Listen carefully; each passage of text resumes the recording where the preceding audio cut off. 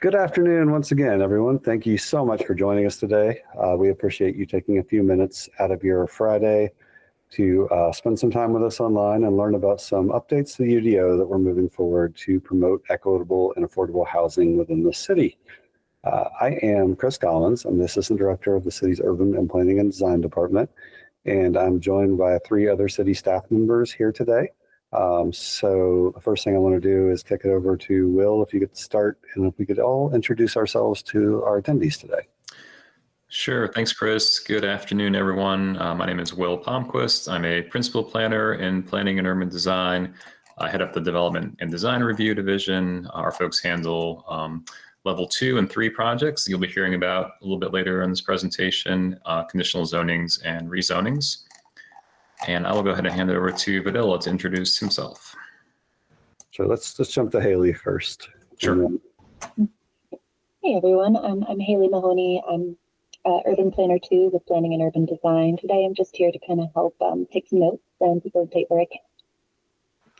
Great, and we're also going to be joined by Vidila Sapika today. He's an Urban Planner 3 with us. He had to step away, but he'll be back with us shortly. Okay, so I'll start off and talk to you about the program itself and the project and what we're going to tell you today. As I said, we're looking at amendments to the UDO, the Unified Development Ordinance, which controls the city's zoning to promote housing on transit supportive corridors and in mixed-use centers. A brief overview of this work that began well before Tropical Storm Helene came to Asheville.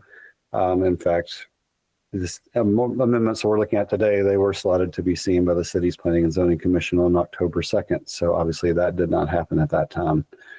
So here we are picking it back up. So I want to give everyone, whether you were following this previously over the summer or not, here's an update to the overall approach that we're taking to update UDO for housing impacts. First off, we're looking at transit supportive corridors and mixed use zoning centers, and that's what we're talking about today, labeled number 1 there, February 2025, almost February, it's January. And we're going to be looking at changes in non-residential districts primarily along transit supportive corridors. Those may or may not have high frequency transit now, but do have the infrastructure to support that. Areas with mixed use zoning in place, that's not your standalone residential zoning that we find in most of our neighborhoods. What you've heard of as RS districts, RM districts. These will be focused solely on districts that allow mixed uses along transit supportive corridors and in centers. So that is what we're talking about today, and that's what council will hear in February. Once that portion is done, we'll take it from March into June looking at what's been kind of termed, as we've walked through this, as a neighborhood overlay, or this is neighborhood housing. What neighborhoods are appropriate to promote housing in, what type of housing is appropriate to promote in those neighborhoods. That'll be a concerted effort that's going to go on from March to June, we anticipate. And once we move to the 3rd phase of this, which will be further UDO refinement, that's kind of an open phase right now. It's most likely going to be looking at things that are not zoning district or geographical area specific. Zoning details that control things like landscape buffers and parking lot configurations. So that said, I wanted to give everyone an update on that because it's important to think about what we're looking at today and why we're looking at that. One more time, I'm going to say it again. I want everyone to leave this presentation knowing we're changes for transit supportive corridors, mixed use zoning districts, and not within our residential zoning districts for non-commercial uses. And we'll go ahead and mention that we do have several breaks planned for questions. So if y'all could hold those until that time, I would really appreciate it. All right, moving forward, why corridors and centers? These corridors and these centers often have a good deal of transportation infrastructure. That's roadways, sidewalks, and associated elements, utility infrastructure, water, sewer, power, service of the right kind of capabilities to handle larger scale developments. Frequent or often have transit service. They contain supportive zoning, which allows multiple uses within them. Focusing on these areas helps us minimize neighborhood impacts at this point in this movement. And it helps us maximize the use of appropriate land, or land that is served by infrastructure, has large enough lots and has zoning that's in place and tends to help us stay away from some more environmentally sensitive features out there as well. And let's see. Moving on. Just to acknowledge a couple of things, I mentioned that these amendments started well before the tropical storm came through.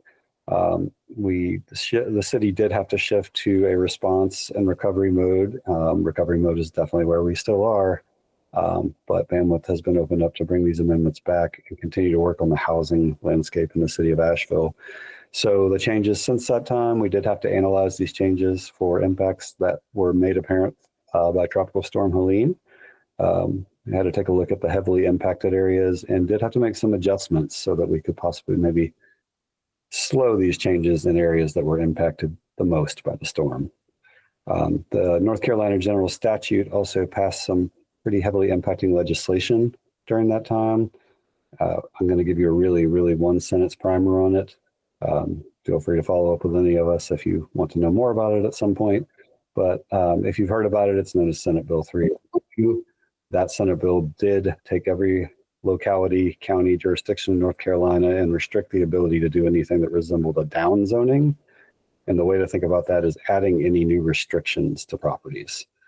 So clearly any zoning change we had going had to be analyzed to make sure we were not in conflict with that bill. Communications and engagement so far. Well, we all know where we are today, or where we are right now. We're holding a virtual information session. Just yesterday evening, we held an in-person information session identical to this one. We have also, with these text amendments, launched a new UDO text change engagement hub. And that's in the same place where you would have registered for today's meeting. That is a way to learn about any UDO text amendments that are in the queue. It's also a way to engage with the city, add comments, and interact with the comments of your fellow residents and citizens there. We've also leveraged the communications and engagement that went on as part of the missing middle housing study and the affordable housing plan. These were two initiatives, if you remember, just before the storm as well. We did hold targeted focus groups and surveys. And lastly, we did in January 22nd, had a public hearing in front of the Planning and Zoning Commission. What we've heard so far, we've heard generally support for these changes and a belief that they will likely enable more housing. Things like, hey, this couldn't have come soon enough. Let's get things rolling. We have heard folks tell us that they'd like to see, some folks would like to see these changes applied more broadly citywide. Recall the beginning of this presentation, I did mention why we are not there yet. We are looking at these corridors and centers as the first part of this. There was some concern addressed regarding the effectiveness of the incentives that we're going to present to you for affordable housing alone, meaning zoning alone as a tool to promote affordable housing when there are other strategies that need to be there. There are efforts happening in concert with this that are not zoning related to promote affordable housing that have come out of the affordable housing plan that the city now has. There has been some recognition that increasing bicycle parking requirements, which is one thing you'll see tonight, doesn't really help the larger bicycling problem in Asheville. As staff, we acknowledge that bicycle parking is one part of it. There are other things that help bicycle mobility. You'll hear us talk about limiting some of our parking minimums. We've heard that there is a relatively strong preference of those that have been in touch with us so far to bring that forward citywide. The Planning and Zoning Commission also expressed that opinion. Again, we are looking at corridors and centers right now, as stated before, and not citywide changes. So what is driving us to do this? Well, I can tell you right off, we are implementing a few plans the city has right now, and kind of the heartbeat of any zoning change, any text change to the zoning regulation comes from the comprehensive plan. That's Living Asheville that was adopted in 2018. It does promote several goals of the livable built environment theme, including encouraging responsible growth, increasing mixed use development along transit corridors, enhancing parking management strategies, and the one that is always an interesting title to figure out how that relates is Goal 7, celebrating the unique identity of neighborhoods through creative placemaking. The reason we say that is a goal within a strategy within that goal is encouraging expedited development review for projects that incorporate affordable housing, which is something we'll talk to you about this afternoon. There's also a theme of a resilient economy, which states that we do have a goal to increase and diversify the housing supply. That is an aim of these amendments as well. If you recall, I did mention that we have the affordable housing plan that was finalized in September of last year, 2024. And staff has found that what we're presenting you tonight does further the implementation of Goal 3 to increase the supply of housing that meets the diverse need of our current and future residents, and Goal 4, which is aligning place-based policies and programs with related city initiatives. And really, Goal 3 is study and see if you can remove your barriers to housing that may exist in your zoning. And Goal 4 is make sure that your regulations line up with your goals and your priorities as a city, if I were to paraphrase those. All right, so that is all the overview, refresher, all that good stuff. What we're going to move into next is individual slides and presentations from a few of our staff members about the 3 categories of zoning amendments that we're presenting.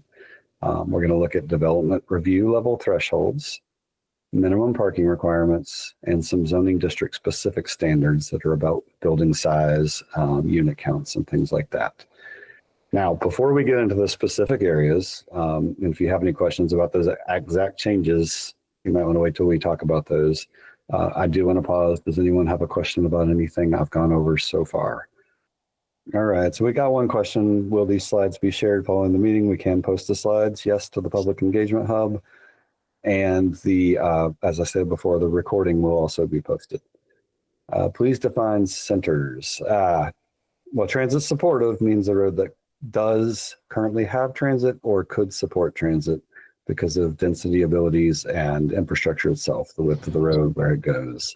Centers is our attempt at a catch-all for groupings of mixed-use zoning districts that often correspond with our comprehensive plan's idea of what preferred development scenarios and locations should be.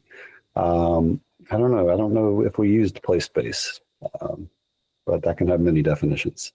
Let me just add something too, David. You know, sometimes we say like mixed use centers or mixed use districts, which can be a little confusing because some of the zoning isn't necessarily, some of the zoning districts aren't necessarily in what somebody would call a district or a center. A lot of our zoning allows mix of uses just along a corridor. So, you know, you can build housing and you can build office or commercial. So really, we're talking about mixed-use zoning districts as well as commercial districts. But the big point is that this isn't within residential districts. Exactly. And the biggest center area you're going to look at would be downtown, right? Most of the rest of this is corridor aligned. And we'll share out a map of a link to an interactive map as well that you can take a look at here. All right, we're going to move on to the first set of amendments, which is development review level thresholds. I'll pass it off to Will Palmquist. Thank you, Chris. Good afternoon, everyone. Again, my name is Will Palmquist. I'm with Planning and Urban Design, and I'm going to be presenting these changes to what we call development review thresholds. And I'll just actually start by saying what these thresholds are not. So these thresholds do not control what is allowed to be built in certain zoning districts or how tall things can be or different requirements of the zoning. This is more about the review process that projects have to go through in order to get approval to be built. So essentially, we have 3 levels of development review in the city currently, level 1, 2, and 3. And they're all slightly different, and they're all for different style and sizes of projects. So I'm going to walk you through what each one of these are, and then talk a little bit about how we're proposing to change the different cutoffs and thresholds for these 3 different levels of review. So level 1 is for smaller scale projects. You know, typically it's like a new restaurant, fast food place, maybe a small apartment building, that kind of thing. It's usually done, or it is done at the staff level, about a 30-day process, give or take. It still requires, you know, architectural plans and drawings and professionals to to do these plans, to be reviewed by staff. So it's still a process, but it's relatively quick and low cost for the most part. The level 2 projects are kind of our medium scale projects. For the most part, they're between about 35,000 square feet of gross floor area and 100,000 square feet. So these are larger scale projects, maybe like 20, 30 unit residential projects or a 2 or 3 story office building, that kind of thing. They are done still at the staff level, but they require a special review by the technical review committee. And that's just city staff, but it's a special meeting that's held twice a month, and there's deadlines and higher requirements for plans and that kind of thing. But it's still maybe a 2-month process, give or take, to get approval for a new building or development through that process. The third level, level 3, is significantly different than the other 2 levels because it requires a conditional zoning to go before city council. And this is a much longer process, much more costly process. It can take anywhere between 4 and 6 months, 180 days, or even as much as a year, depending on how many revision cycles it goes through, or if it gets continued at city council, or even planning and zoning commission, who acts in a advisory capacity on these conditional zonings. We have over time studied, heard from developers, and done some targeted outreach as part of this effort to really understand that the conditional zoning process is seen as a significant barrier to housing development. Essentially, it adds a lot of time and cost and also uncertainty to a project looking to be built because there's no guarantee after this 6-month process or longer that the project will even be approved. So it can be very problematic for some projects to happen. And we actually have a lower threshold for residential projects than we do for commercial projects. So some of these amendments we're going to be talking about is actually kind of right sizing those balances to not make it so difficult to build residential projects in these specific mixed use centers and commercial corridors. So we'll go on to the next slide here. So this map, we have a few different kind of maps for these different amendments. They're all generally the same, but slightly different based on the specific amendments being proposed.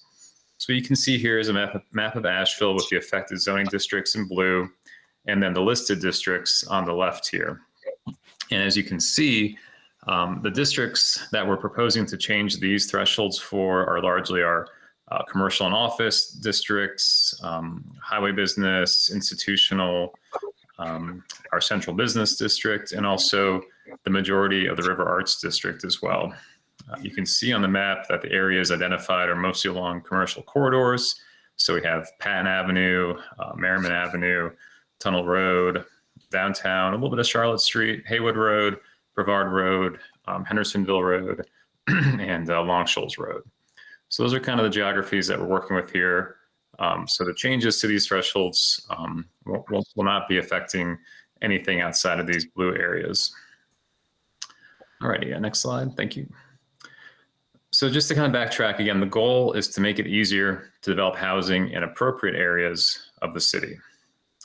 And really the major change that we're proposing here is to change the way that we measure residential projects as it relates to those different project review levels of 1, 2, and 3.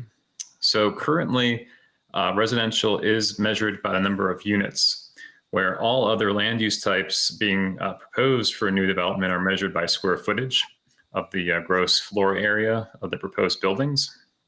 So one major change that we're proposing is to change residential projects to be measured in gross square footage, just like any other land use type. And by doing so, we would raise that threshold for a level 3 conditional zoning up to 100,000 square feet, which is what all commercial, office, industrial kinds of uses are measured at. So you'll see on the next slide in a second that the residential threshold is currently at 50 units, which may only be 25,000 or 50,000 square feet. So currently we're really kind of saying, commercial uses can have a much higher threshold before they have to go to city council for conditional zoning, but residential uses have a much lower threshold, which is kind of counterintuitive because we're trying to promote housing development in specific areas of the city. Finally, we'll be talking a little bit about how we are proposing to raise or eliminate some specific triggers for the level 1 site plan review process, site design compliance standards, and then also construction of new sidewalks. And we'll get into that in a couple more slides. So this slide shows the current level 3 conditional zoning threshold on the left, and then the proposed level 3 conditional zoning threshold on the right. So as I said, currently residential is measured at 50 units or above as being a conditional zoning, and also 100,000 square feet or above for commercial uses. What we're proposing to do is right size that. So regardless of the specific land use, residential versus commercial, the threshold, baseline threshold would be 100,000 square feet. There's also a provision in the code that allows for mixed use buildings to have a higher threshold of 150,000 square feet. And that's existing today. So if a project has between 30 and 80% of its square footage as residential, they're allowed a higher threshold as a way to kind of incentivize mixed use development. We would still keep the 50 unit threshold for detached single family residential projects. So larger subdivisions of single family uses would still have the 50 unit threshold, since that's kind of how those uses are measured in units and not by square footage. So that's the only exception to the otherwise raising the baseline threshold. Next slide. And on top of all that, this chart lays out an idea that we're proposing to have higher thresholds for projects that incorporate affordable housing. So basically, the very top of the chart shows the proposed baseline that was on the previous slide of 100,000 square feet for non-mixed use projects and 150,000 square feet for mixed use projects. So that'd be the baseline, regardless of any affordability or any other consideration like that. What we have here are 4 different tiers of different affordability provisions for specific projects.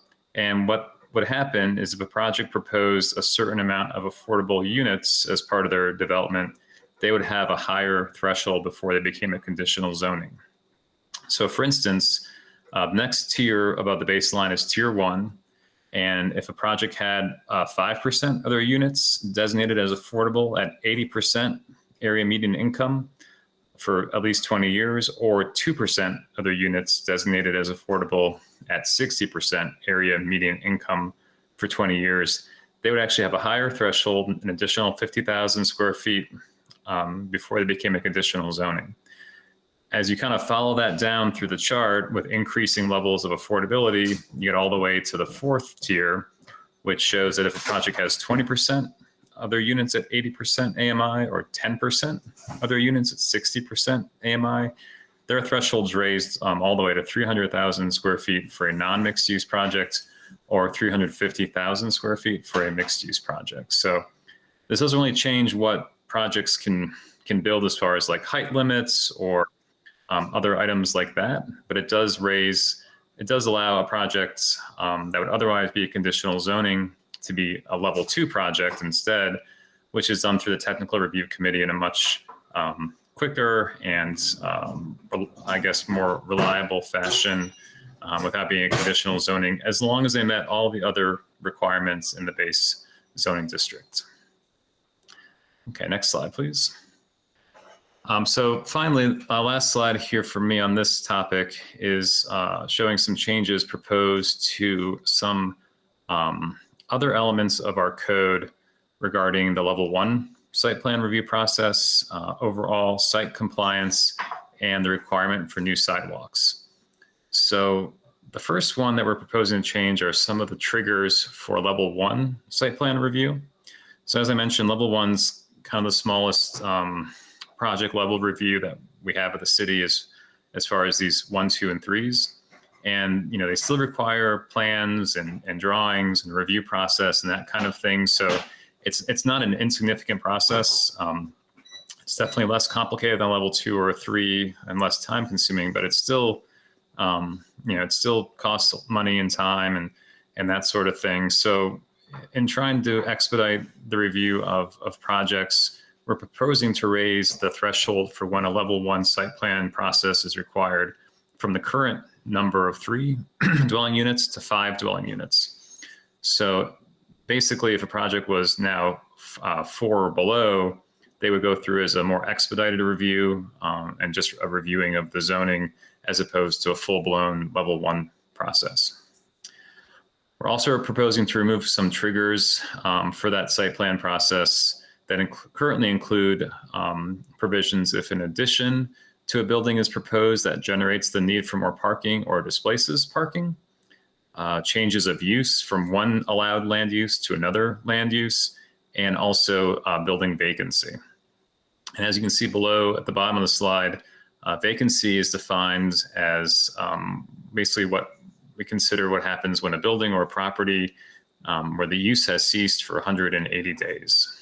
So this shows up a few times in the code, and we're proposing to eliminate it pretty much across the board for a myriad of reasons, but we'll talk a little bit more about them further on this slide. So the other proposed changes are for site compliance standards, and these would all be affected citywide. They're really only for commercial projects or larger scale residential projects. They don't apply to single family zoning districts just because those districts do not allow for commercial or multifamily units, for example. But these proposed changes would apply to basically all zoning districts in the city because they are applied currently at a citywide scale. So the site compliance standards include things like landscaping requirements, so things like street trees or parking lot landscaping, trees, parking lot islands, open space, that sort of thing. And what we're trying to do is kind of right size these requirements for when they get triggered. So, if a new project is proposed, they have to comply with all these standards, but at the same time, we don't want to necessarily make every single project go through such a rigorous and expensive site development requirement. So we're proposing to raise the threshold to 5 units for these compliance standards, just like for the level 1 review process, and also remove the triggers for a change of use to a higher impact and building vacancy. And I think this proposal is really, really significant because what we have going on currently in the city is that if you have an existing use in a building, like a restaurant, for example, and the restaurant shuts down, it's an existing building, an existing site, and it's not occupied for 180 days, and then a new restaurant wants to come in, same use, same configuration, they have to raise their entire site to a higher level of standard. And that a lot of times discourages these businesses from actually opening. And we've found many cases where businesses do not go forward with their proposal because they're forced to redo the entire parking lot, plant all these trees, build sidewalks. As you can see below is another trigger that we're removing for the vacancy requirement. So new sidewalks would not necessarily be required only for the reason that a building goes vacant for 180 days or more. So I believe that is it for the proposed changes, and we have time for any questions that anyone might have on those proposals. You can either unmute yourself and ask a question, raise your hand at the bottom of the screen with the little hand icon, and I can call on you, or you can type your question into the chat as well. If these changes don't impact allowed uses or height requirements or form-based code requirements or site compliance standards, is there a reason why they were not applied citywide? If it's just a question of what level of project requires review at what standard? Sorry, I'm turning. Yeah, that's a great question. So we are trying to incentivize development to happen in these commercial corridors and mixed use centers. So by making it easier to do larger scale projects in these districts, we're hoping that we'll have higher density and more units being proposed in these areas. we didn't necessarily want to make these changes citywide or in residential neighborhoods because of thinking more about the review process and channeling development towards the commercial corridors. These projects could still happen in residential districts, but they would have to go through a conditional zoning process, which is, involves more neighborhood involvement and that sort of thing. We're currently working on some other, anti-displacement measures and trying to study the effects that either some of these changes or other changes might have on residential neighborhoods. So before we really have strong anti-displacement and other mitigating strategies in place, we didn't necessarily want to try to direct a lot of development into those areas, but instead direct them in our commercial corridors and mixed-use centers where development is more appropriate to happen at these larger scales. Okay. Anyone else on this before we move on to our next section? So David asked about anti-displacement. So probably don't have time to talk a lot about what displacement is because it's such a huge topic, but essentially, displacement and then also gentrification are elements that work hand in hand with new development coming into existing neighborhoods and either raising the base cost for rents or gentrifying a neighborhood is what we hear a lot about. And then existing residents may be displaced from those neighborhoods because they can no longer afford the higher rents and that sort of thing. And it's, something that happens in cities across the country, happens in Asheville as well. So we're staff and leadership, city council folks are very aware of some of the negative side effects of having increased development. So what's happening and we'll have more information in the coming months, are some tools being developed to kind of minimize those displacement of existing residents when it comes to having more development or more housing or whatnot in some existing neighborhoods. So that's kind of the concern that we've heard from a lot of residents currently and that we're very much aware of. And before we have, and we need to have some more strategies in place before we kind of think more about tweaking some of the residential districts as well. Yeah, Chris. I'll just add to that. It is a very heavy topic, but I will direct folks to a recording of the January 28th City Council meeting, the City Manager's Report, where we had some staff members give updates on some of the different anti-displacement or housing assistance measures that are going on that are not related, well, that are working in concert with these amendments. So before this is over, I'll drop a YouTube link in there for everyone to save if you want to go back and do some more learning on that topic. And I think, Will, we might have gotten. Yeah, I think Houston had a question about sidewalks in the CBD. I think they're asking about the requirement in the CBD downtown is typically 10 feet wide, but a lot of the existing sidewalks are 5 feet wide. I think this is a scenario, we can talk more offline if there's a specific project that you're working on, but that is in our standard specifications and details manual. Sometimes we have the ability to flex those standards. So if you have like an existing kind of curb line with the street and you can't really build a sidewalk any further into the street, there is kind of a limiting sidewalk width in some of our existing urban areas. So sometimes there are allowances to reduce that to a more context appropriate width of sidewalk. So that would be kind of a separate process that could be sometimes administratively reviewed and handled. But feel free to reach out if you have questions about that specifically. It's kind of a more case by case basis. Sure. And he was asking about doesn't increased unit construction and availability actually have a mitigating effect on increasing rents, gentrification, and displacement? And they've cited a review of a study of hyperlocal impacts of upzoning. So that's certainly a great point that we're hoping to increase the overall amount of housing supply in the city.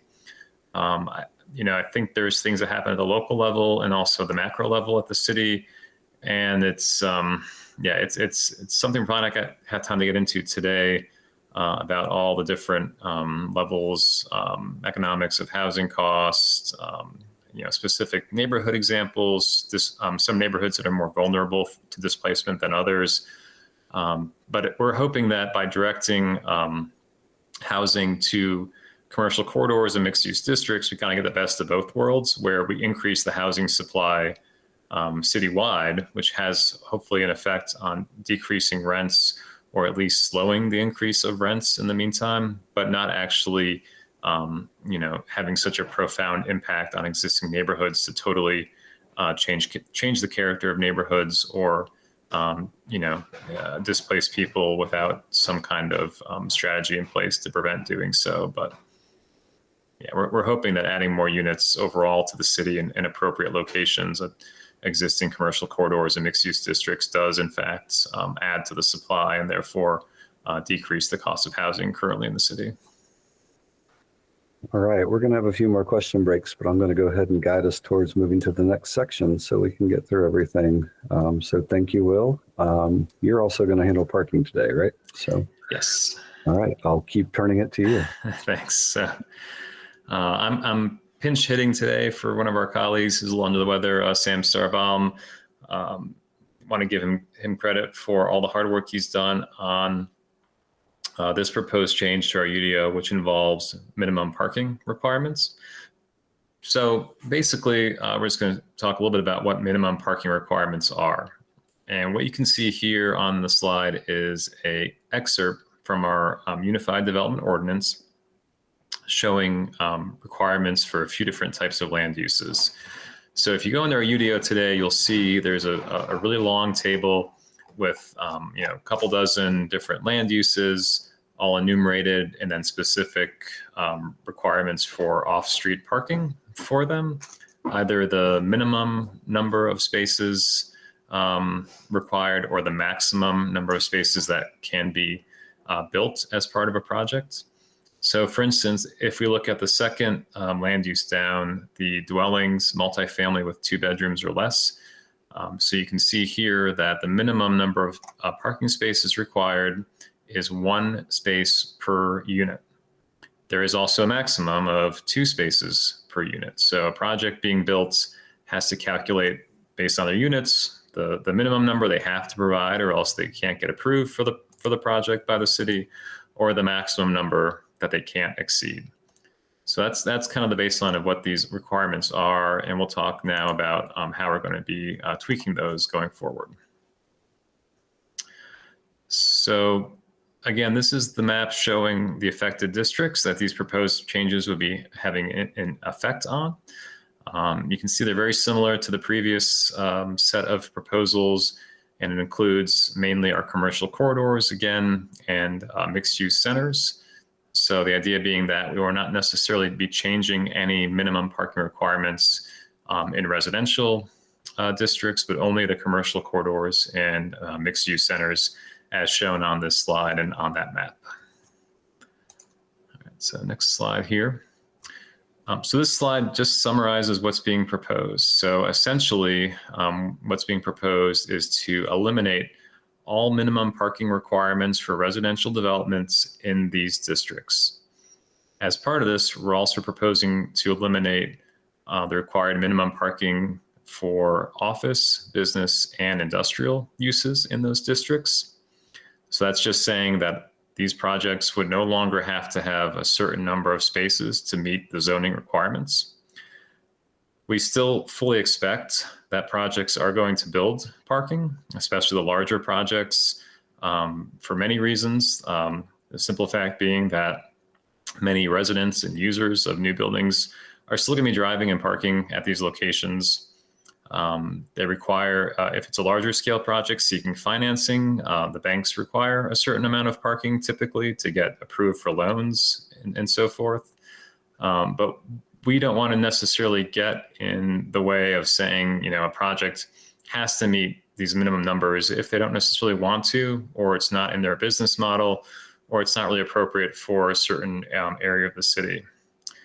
We think this will have a larger impact on the medium scale and smaller scale projects being proposed, where maybe they'll propose some level of parking for the new users of a building or project, but not necessarily at the same amount that the minimum currently dictates.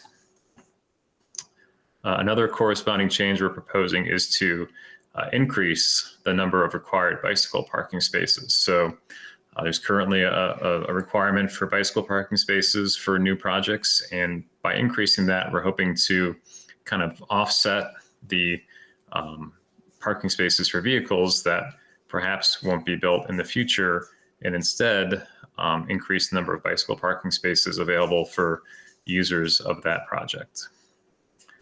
The final change we're proposing is to remove the ability for projects to exceed the maximum number of parking spaces before going to the Board of Adjustment or seeking a technical modification through the conditional zoning process. So currently, there is a provision that if you're over the maximum number of parking spaces allowed by the zoning, you can still build them as long as the parking spaces have pervious pavers, which is basically a certain pavement system that allows water to infiltrate, kind of just like grass or normal ground would. But what we're doing is saying that's no longer going to be an option going forward. And unless you get special approval by the Board of Adjustment or City Council, you cannot exceed those maximum number of parking spaces. So I think that is it for the details of that proposal. And we have time now for any questions that anyone might have. Okay, sounds like we're good there. We will have another question break at the end, but we'll go ahead and move on to Videla with the third leg of this presentation. Hey folks, thanks for hanging in there. So we've talked about changing thresholds to make the process easier for larger projects to build housing.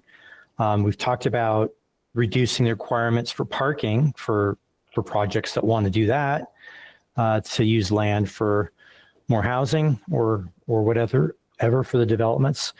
And now we're going to talk about two specific standards that might also give more flexibility for housing. And these are the only districts that we're reviewing for this. They're on the left there and shown in purple on the map, mostly along the corridors. The biggest districts really making up about 50% of this are highway business and regional business, which are your primary zoning districts along Patton Avenue, Hendersonville Road, Tunnel Road, the major arterials. Next slide. So we're just going to focus on 2 points here that we're proposing to make changes to: the structure size standards and density limits. Structure size just has to do with limits that we currently have in place, limiting the actual scale of the building. And density is about how many units of housing we allow in certain districts, regardless of the size of the building. Next slide. So first, to talk about structure size limits. On the left, you see the zoning district, and the next column is the maximum floor area that is permitted on the ground floor. So for example, if you look at Office 2, we allow an 8,000 square foot footprint. And the rules today say that you can have a total of 16,000 square feet. So, likely that would be like a 2-story building with 8,000 square feet on each floor. Well, the height limit in this district allows for 4 stories. So we're effectively limiting the development potential in this district by not allowing them to build to 4 stories if they want to take up the entire footprint. So what we're suggesting, next slide, is to change the maximum here to only be a limit to commercial development. So we're saying you can only build in these districts, the total permitted, what today is total permitted is only the requirement for commercial development. But if you're doing residential development, will allow you to build more. So that brings us to the next slide. And this one has more information. So I'll talk it through slowly, highlighting this Office 2 district that's outlined in red. So again, you can see that the maximum height is 40 feet. The first floor permitted today and proposed is 8,000 square feet. And now with 16,000 square feet, we've changed this from total square footage permitted to this is only the total permitted for non-residential uses or commercial.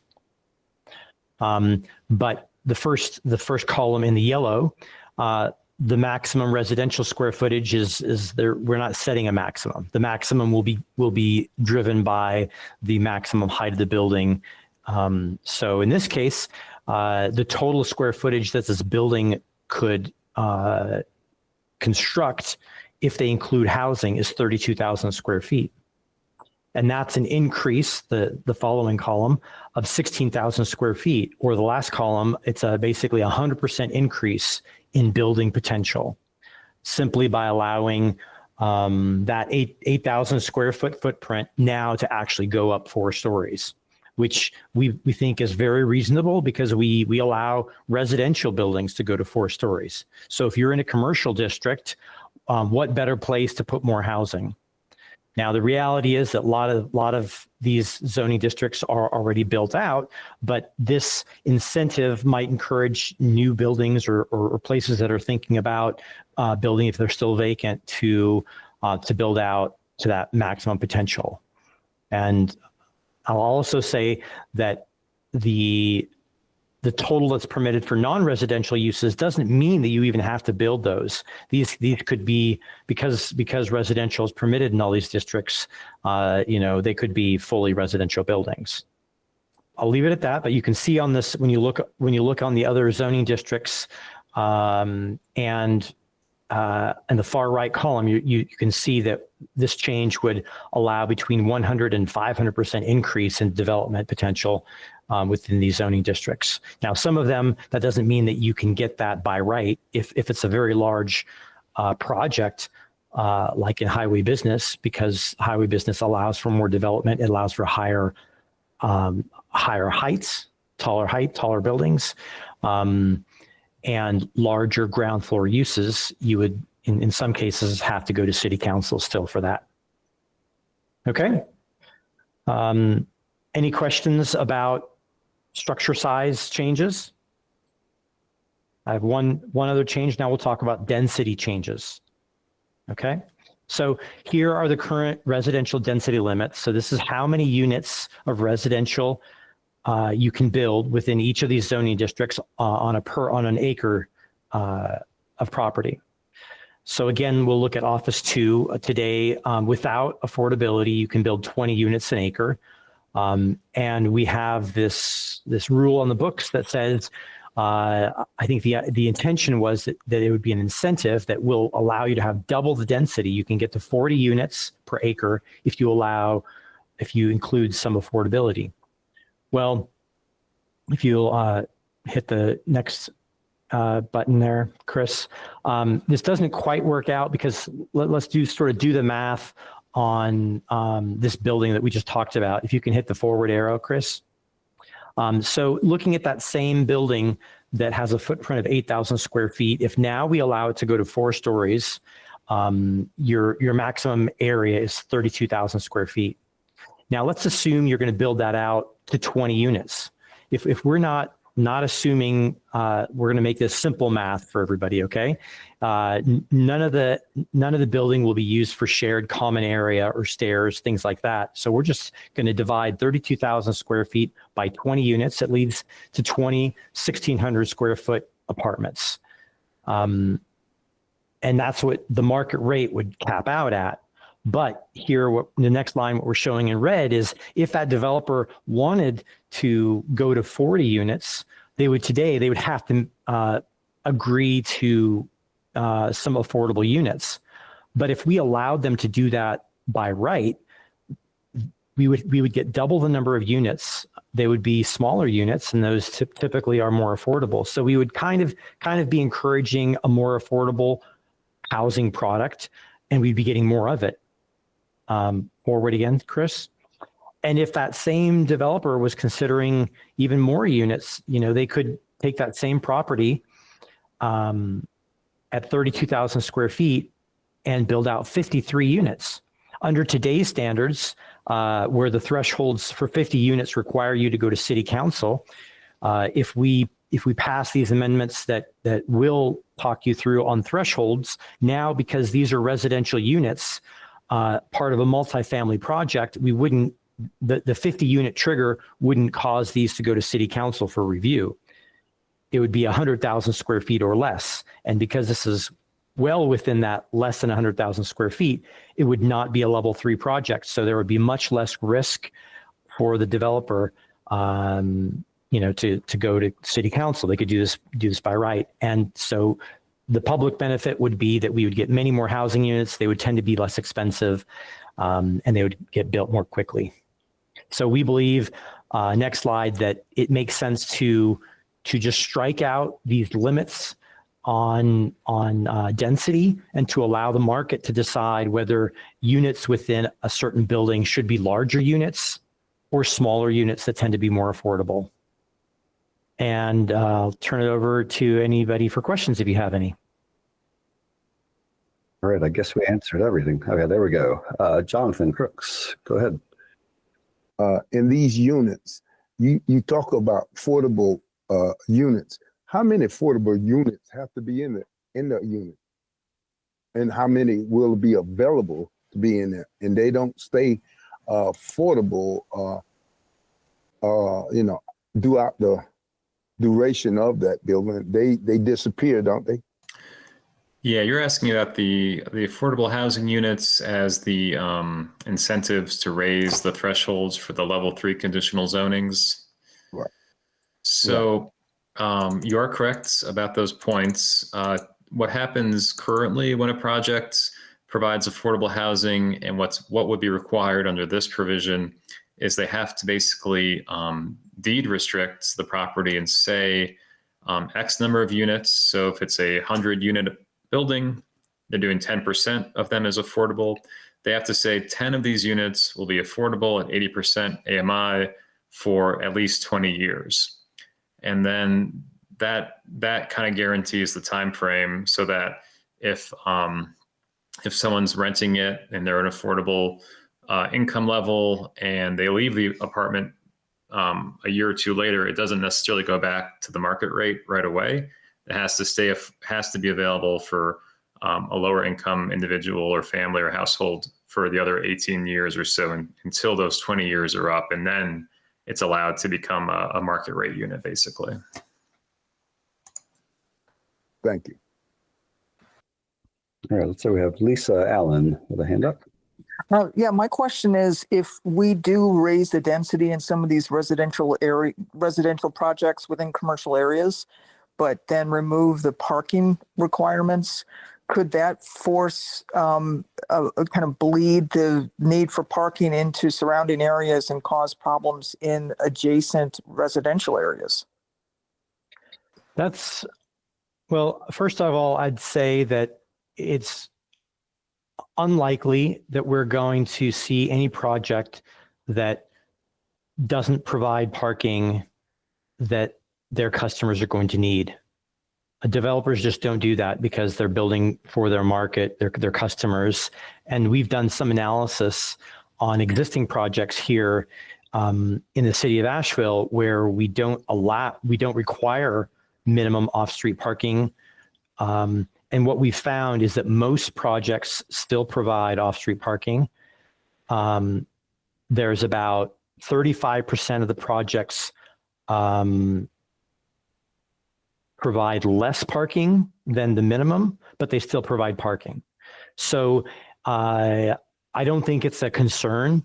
I don't think it's a realistic concern to imagine, to be concerned that no parking will be built, and then all the users, or a significant number of them, will still need parking, and so then they'll drive to the nearest residential neighborhood, and that will become a problem.